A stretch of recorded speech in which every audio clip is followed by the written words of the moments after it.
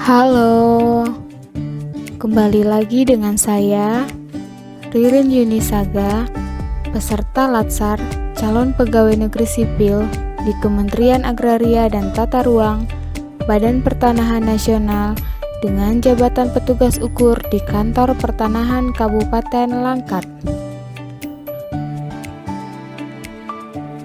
Pada agenda 2 selanjutnya, saya akan menjelaskan sedikit tentang komitmen mutu dan anti korupsi.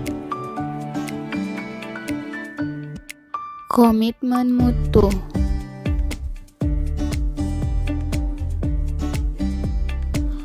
Apa itu komitmen mutu? Komitmen mutu terbagi menjadi dua, yaitu komitmen dan mutu. Komitmen adalah individu atau kelompok yang membuat perjanjian dan melakukan sebuah perbuatan dan perbuatan itu dilaksanakan, itulah yang dinamakan komitmen. Sedangkan mutu merupakan standar yang memiliki kelayakan yang akhirnya memiliki ciri atau sifat. Sehingga komitmen mutu adalah sebuah perbuatan yang memiliki kelayakan dan akhirnya mempunyai sebuah ciri atau sifat yang menunjukkan mutu tersebut. Dari komitmen mutu, kita diharapkan dapat melakukan tindakan yang menghargai efektivitas, efisiensi, inovasi, dan kinerja yang berorientasi mutu, khususnya dalam penyelenggara pemerintahan dan pelayanan publik. Hal yang pertama yang harus kita ketahui adalah efektivitas. Efektivitas menunjukkan ketepatan capaian target apabila suatu kinerja dapat diselesaikan dengan apa yang direncanakan. Yang kedua adalah efisiensi. Efisiensi penyesuaian penggunaan sumber daya mulai dari biaya, waktu, dan tenaga, pikiran di dalam menyelesaikan kinerja yang telah direncanakan. Yang ketiga adalah inovasi.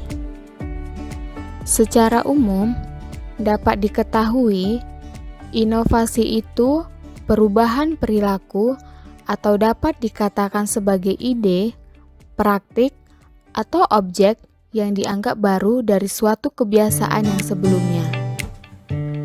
Inovasi juga dapat dikatakan proses menciptakan dan menawarkan jasa atau barang, baik yang sifatnya baru, lebih baik, atau yang lebih murah. Dan yang keempat adalah berorientasi mutu. Kegiatan atau program yang dilakukan diarahkan untuk pencapaian standar mutu, menunjukkan kinerja aparatur yang optimal dan melayani dengan sepenuh hati, sehingga membuat masyarakat merasa puas dengan pelayanan.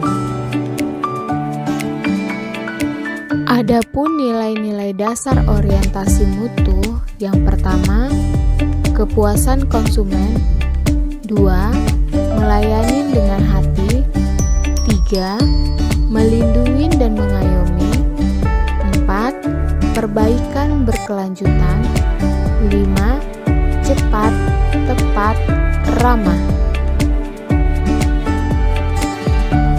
Ada 4 cara untuk berinovasi. Yang pertama, penemuan, kedua, pengembangan, ketiga, duplikasi, dan yang keempat, sintesis. Nilai-nilai dasar komitmen mutu sebelumnya 1. Berorientasi kepada peraturan, 2. Cara kerja ABS, rutinitas dan asal-asalan, 3. Sikap pasif, 4. keempat, cara kerja individualis dan egosentris menjadi yang sekarang. Pertama, orientasi kepada publik. Yang kedua, orientasi kepada mutu, bekerja secara baik dan benar. 3. Sikap dinamis, proaktif dan inovatif. 4. Cara kerja tim sebagai satu kesatuan proses untuk melayani masyarakat. Dan yang selanjutnya kita masuk kepada anti korupsi.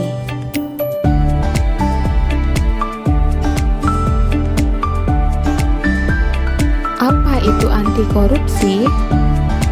Secara umum, tindak pidana adalah suatu perbuatan yang diancam dengan pidana oleh undang-undang, bertentangan dengan hukum, dilakukan dengan kesalahan oleh seseorang yang mampu bertanggung jawab. Sedangkan korupsi merupakan perbuatan yang tidak baik, buruk, curang, dapat disuap, tidak bermoral, menyimpang dari kesucian, melanggar norma-norma agama, material, mental, dan umum. Korupsi dapat terjadi karena adanya niat ditambah kesempatan, maka akan terjadi korupsi. Adapun dampak negatif dari korupsi dapat merugikan negara dan merusak sendi-sendi kebersamaan serta memperlambat tercapainya tujuan nasional yang diantaranya 1. Tata ekonomi, 2. Tata sosial budaya, 3. Tata politik, 4. Tata administrasi. Ciri-ciri dari korupsi: pertama, dilakukan oleh lebih dari satu orang. Kedua, merahasiakan motif atau ada keuntungan yang diraih. 3. Berhubungan dengan kekuasaan atau kewenangan tertentu. 4. Berlindung di balik pembenaran hukum. 5. Melanggar kaidah kejujuran dan norma hukum. 6. Mengkhianatin kepercayaan.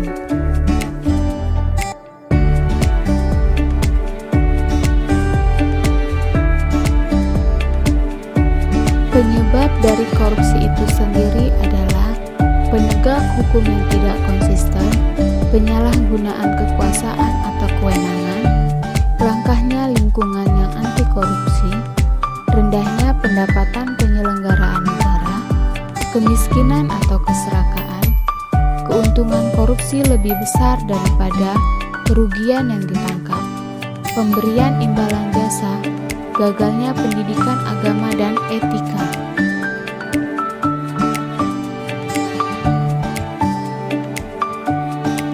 Pencegahan korupsi dapat dilakukan dengan dua cara, yaitu perbaikan sistem dan perbaikan manusia.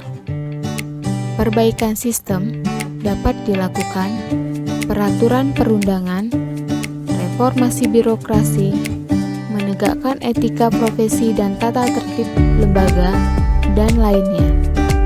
Sedangkan perbaikan manusia dapat dilakukan memperbaiki moral, meningkatkan kesadaran hukum, mengentaskan kemiskinan, dan lainnya. Kemudian daripada itu, kita dapat membangun sistem integritas yang dimulai dari dalam diri pribadi masing-masing untuk adanya perubahan semakin baik ke depan, dan kemudian melakukan penanaman sistem integritas yang pada akhirnya dapat kita bangun menjadi sistem integritas itu sendiri secara menyeluruh, yang pada akhirnya nilai-nilai anti korupsi dapat terbentuk diantaranya jujur, disiplin, kerja keras, berani, peduli, tanggung jawab, sederhana, adil, mandiri. Itulah penjelasan saya mengenai komitmen mutu dan anti korupsi. Terima kasih.